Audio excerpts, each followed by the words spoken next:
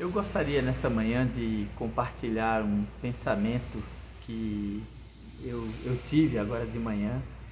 E eu pensei assim, bom, eu deveria gravar essa mensagem no final do ano, né? Dia 31 de dezembro, coisa desse tipo aí. Só que eu aprendi que a gente não, que o amanhã não nos pertence, o amanhã pertence a Deus. E nós vivemos um momento, né? O momento é hoje.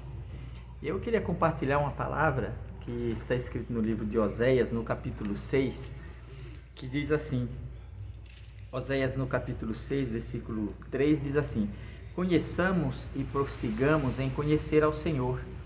Como a alva será a sua saída, e ele a nós virá como a chuva, como chuva serôdia que rega a terra. Certa vez eu estava na igreja e eu vi um testemunho de uma esposa de um pastor, e a maneira como ela se expressava a respeito de Deus e da situação que ela estava passando. Ela era do interior, né? Veio aqui para Gravataí passear, então ela foi na nossa igreja e ali ela deu um testemunho, né? E aí eu comecei a analisar aquela voz melancólica, aquele entendimento tão simples, tão pequeno a respeito da grandeza de Deus. E aí aquilo me fez entender como é importante a gente conhecer a Deus. Na Bíblia tudo é importante, todas as revelações que Deus nos dá são importantes. E algumas delas, em determinado momento, elas fazem toda a diferença. Conhecer a Deus é uma coisa muito importante. Tão importante que ultimamente eu tenho até substituído a palavra orar por conversar com Deus. Eu já não digo assim, olha irmão, nós temos que orar, né? Porque orar parece uma penitência, parece que você vai orar, parece que você vai, sabe, é uma coisa difícil de fazer as pessoas entender que orar é simplesmente conversar com Deus. E hoje de manhã eu orando, eu falei assim, Senhor, eu fico pensando assim, como é importante, né, a gente ter um conhecimento de Deus. Porque, olha só, eu leio na Bíblia que Enoque andou com Deus. Enoque andou com Deus. Ele andou de uma forma tão perfeita e agradou tanto a Deus que Deus recolheu ele para si. Deus tomou ele como se tivesse encontrado uma coisa muito preciosa na face da terra. Um homem como ele, não, esse homem aqui ele é meu, e Deus tomou esse homem para ele. Então, quando a gente vai falar das bênçãos de Deus, da paz, da alegria, do gozo, da felicidade, que felicidade é tudo que um ser humano quer na vida, é ser feliz. Todo ser humano quer ser feliz, mas ele não encontra felicidade porque ele não sabe aonde encontrar, nem como encontrar. Nem mesmo os crentes sabem disso, porque eles interpretam tudo de uma forma muito mecânica.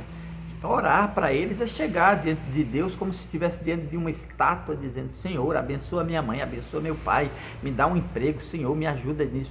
Como se Deus não tivesse sentimentos, como se Deus fosse um ser etéreo, uma coisa que não tivesse forma, que não tem sentimento, que não tem coração, que não tem nada. E aí você pode pensar assim, não, mas para você ser abençoado por Deus, você tem que orar muito, você tem que jejuar, você tem que ser um cara muito santo, você tem que andar direitinho com Deus. E aí é onde você se engana. Onde você se engana. Aí a pessoa, não, eu vou jejuar, eu vou orar, vou acordar de madrugada, eu vou batalhar, e quando na minha oração tudo vai mudar, né? Vai mudar tudo. E é onde você se engana, porque aí eu digo assim, olha, desde do livro de Gênesis, onde Deus fala de Enoque, que Enoque andou com Deus e agradou, e Deus tomou para si. Desde Enoque até Manassés, que Manassés foi considerado um dos piores reis da história bíblica, um criminoso, um homem sanguinário que perseguiu e matou os profetas de Deus, derramou muito sangue inocente. Ele teve um dos piores governos que a história bíblica conta, né? Então Manassés foi um dos piores reis que já existiu na face da terra, né? Pelo menos na terra de Israel, né? E a Bíblia diz que ele foi humilhado, ele perdeu o reino, ele foi escravizado, foi derrotado pelos assírios, jogado numa masmorra ali para morrer. E a Bíblia fala da oração de Manassés. Manassés então se voltou para Deus, clamou ao Senhor, suplicou a misericórdia de Deus, e Deus atendeu a Manassés, tirou ele do cativeiro, trouxe ele de volta para Jerusalém e colocou ele de volta no trono. Qual é o segredo? Qual é o segredo? Ali está dizendo assim, olha, conheçamos e prossigamos em conhecer ao Senhor, porque a sua saída será como a alva. A sua saída, quer dizer, a sua vinda, a sua saída para nos socorrer será como a alva, quer dizer, como o dia que vai amanhecendo. Assim como o dia vai clareando, à medida que Deus vem se aproximando de você, a sua vida vai clareando, as coisas vão melhorando, porque a sua saída será como a alva, né? E ele virá sobre nós como uma chuva serôdia que rega a terra. Então, qual é o segredo? É a oração? É o jejum? É andar de queixo caído, de rostão comprido, mostrando uma santidade falsa, uma hipocrisia? É o seu modo de se vestir, de andar, de viver? Não, não é. É um conhecimento de Deus. Conhecer a Deus. Orar é falar com Deus. Orar é conversar com Deus. Deus tem sentimentos. Deus tem coração.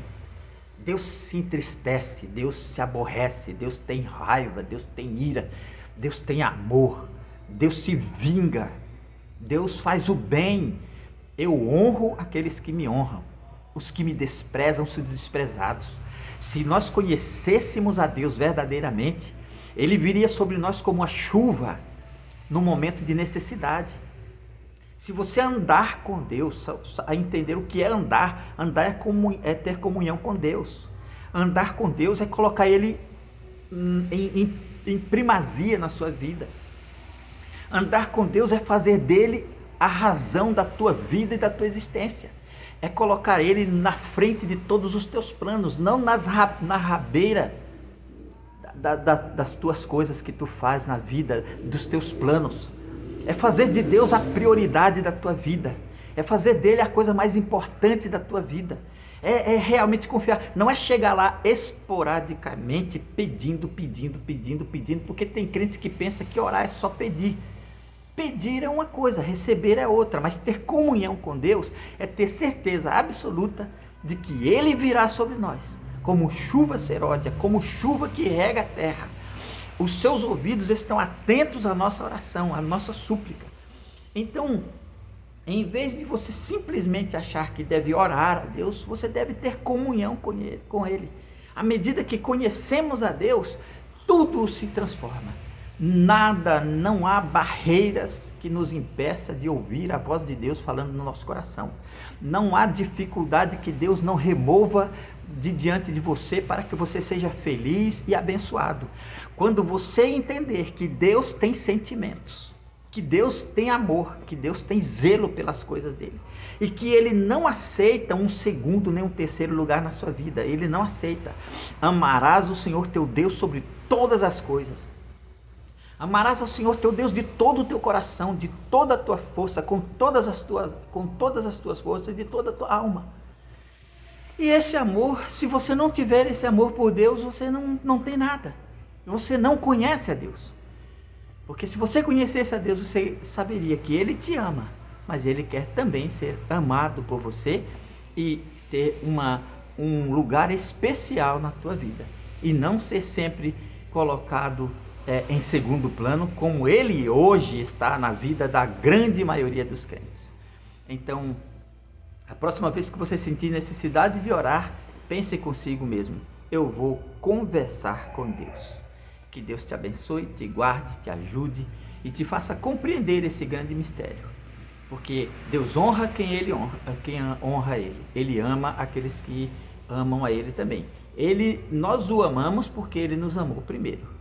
Isso é um fato. Então, agora vai e conversa com Deus. Derrama diante dele todas as tuas amarguras, todos os teus problemas, todas as tuas dificuldades. E à medida que a tua vida for clareando, você verá que Deus vem sobre tua vida, trazendo bênçãos, alegria, paz, gozo e felicidade. A felicidade que você tanto precisa está numa verdadeira e íntima comunhão com Deus. Que Deus te abençoe, te guarde e te ajude em nome de Jesus. Amém.